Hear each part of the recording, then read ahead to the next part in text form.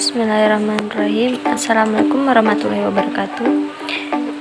Perkenalkan, nama saya Mika Bustasari, mahasiswi Universitas Nurul Huda Uut Timur, dengan nomor induk mahasiswa 2184203012 dari Fakultas Ilmu Pendidikan, Prodi Pendidikan Fisika, semester 3. Video ini saya buat untuk memenuhi tugas mata kuliah mekanika dengan dosen pengampu Bapak Dr. Toha Firdaus MPD SI. Dalam video ini saya akan menjelaskan tentang penurunan rumus gerak parabola. Di video kali ini kita akan menjelaskan tentang penurunan gerak parabola. Apa sih gerak parabola dan seperti apa? Ayo kita sama bersama-sama. Gerak parabola adalah lintasannya gerak garis lengkung. Kalau kita gambarkan gambarnya seperti ini ya. Gerak parabola adalah kombinasi gerak GLB sama GLBB. Dimana yang GLB itu pada sumbu X, yang GLBB itu pada sumbu Y. Jadi gerak parabola itu adalah dua dimensi yang bergerak pada sumbu X ke sumbu Y. Di mana pada sumbu X itu GLB, pada sumbu Y GLBB. Yuk kita lihat lagi persamaan dari GLB dan GLBB. Yang GLB X sama dengan VX kali T, dan sumbu yang GLBB itu ada 3. VY sama dengan V0Y plus minus GT. VY kuadrat sama dengan V0Y kuadrat plus minus 2GH, dan ketiga H sama dengan V0Y kali T plus minus per 4 GT kuadrat. Plus ini digunakan saat benda bergerak dipercepat atau turun menurun. Kalau minus itu saat bergerak naik atau diperlambat. Nah teman-teman, ini persamaan yang akan kita gunakan saat gerak parabola. Di sini kita punya 5 titik A, B, C, D, dan E. Yuk kita analisis dari masing-masing analisis. Kita mulai dari titik A. Nah di titik A ini dimana benda dari bergerak dari sini, dia membentuk sudut delta ke sumbu X. Karena membuka theta ke sumbu X, maka kita uraikan, masih ingat penguraian vektor, kita uraikan V0 ini ke sumbu X ke sumbu Y. V0 ke sumbu X V0X, dan ke sumbu Y itu V0Y. Maka V0X sama dengan V0X sama dengan yang mengambil sudut itu V0X, maka kita kali cos theta V0 cos dari V0Y nya kita kali dengan V.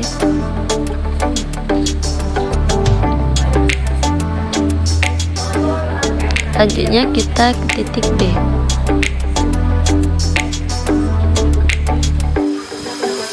Saat benda dari titik B, apakah mempunyai kecepatan? Tentu dia memiliki kecepatan. Kalau tidak memiliki kecepatan, dia tidak akan bergerak dari B ke C. Ini kecepatannya ya, sumbu X yaitu Vx, dan sumbu Y yaitu Vy, V0. Kita ketahui lagi ke sumbu X itu GLB atau gerak lurus beraturan, maka kecepatan dari GLB itu selalu konstan. Jadi kecepatan di sini itu akan selalu konstan. Jadi Vx ini sama dengan V0x.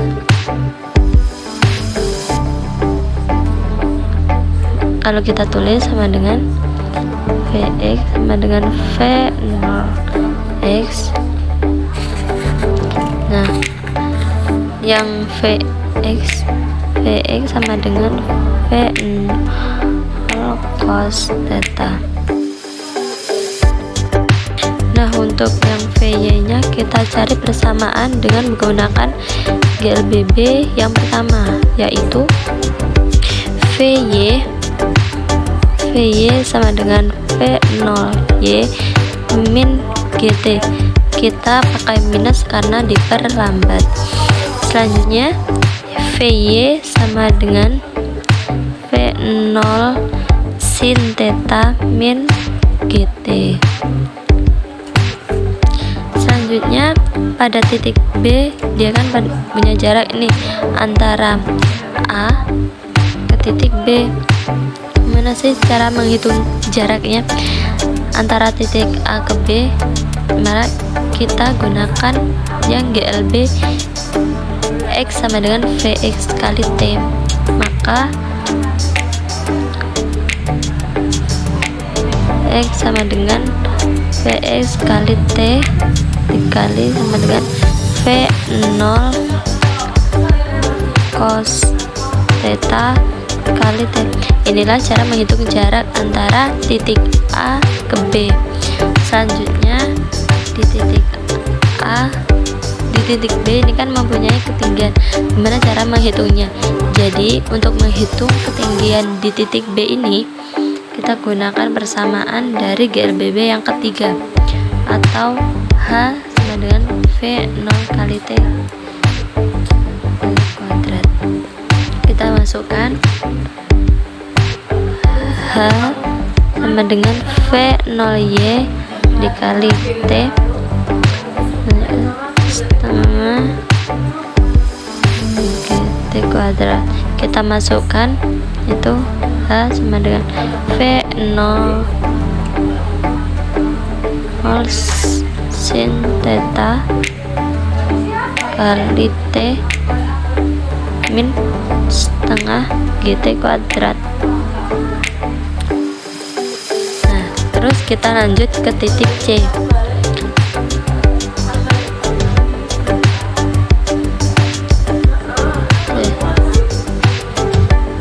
Nah, di titik puncak apakah masih mempunyai kecepatan? Enggak. Ini kan dari titik tinggi, ya dia mempunyai kecepatan. Dia nggak mungkin kalau mempunyai kecepatan untuk turun. Jadi di titik C ini nilainya yaitu Vy nya sama dengan 0. Ya, kalau Vx nya itu dia tetap atau konstan, atau kita bisa tulis dengan Vx sama dengan V0x sama dengan Vx V0 cos theta. Bisa kita tulis yaitu Vy sama dengan V0 sin theta GT. 0 sama dengan V0 sin theta min GT. TP sama dengan V0 sin. Nah, inilah titik puncak dari benda tinggi sampai turun. Selanjutnya di titik C ini ketinggiannya itu kan tinggi maksimalnya kan di sini ya, H max. Nah, di sini kita akan menghitung H max. Kita di sini akan menggunakan cara H sama dengan V0 sin theta kali T kuadrat. Kita masukkan yaitu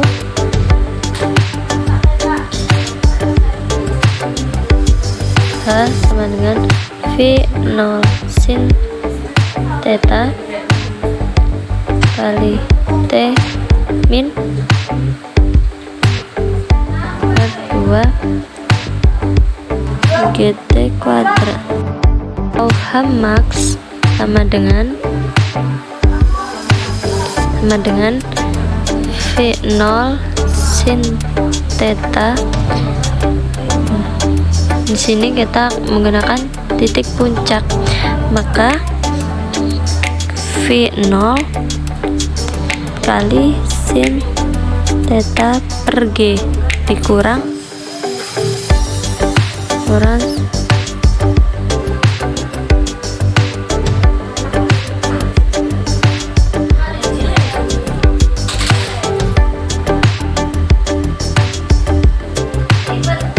sin theta per G kuadrat sama dengan H max sama dengan V0 sin theta G. Nah, inilah tinggi nolnya.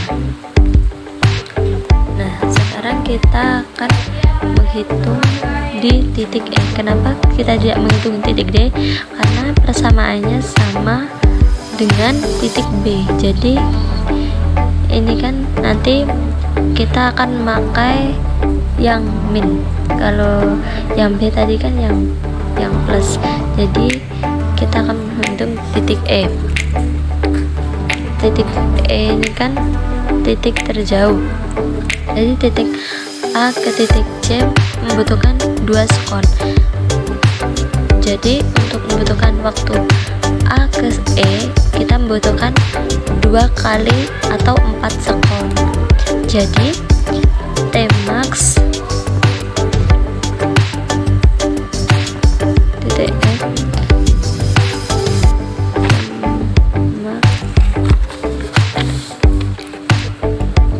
dengan 2 puncak. T puncaknya tadi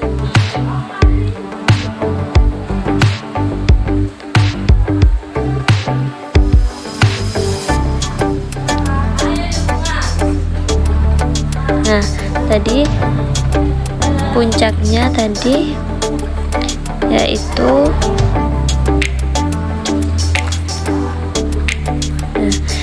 puncaknya tadi yaitu V0 cos theta kali T. Jadi titik E ini kan jaraknya jarak jauh, atau X nya X max. Nah, cara untuk mencari X max yaitu kita cari persamaan dari titik B. Jadi kita yang ini X max sama dengan V0 cos theta kali T. T di sini yang kita gunakan yaitu T sampai ke titik maksimal. Jadi V0 cos theta kali 2 V0 sin theta per G. Nah, kita jabarkan lagi X max sama dengan V0 dikali V0 kali V0 itu V0 cos theta dikali sin theta. Itu kalau di matematika itu sama dengan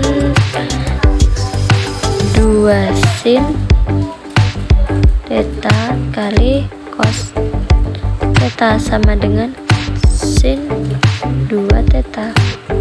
Ini tadi bisa dipelajari trigonometri ya.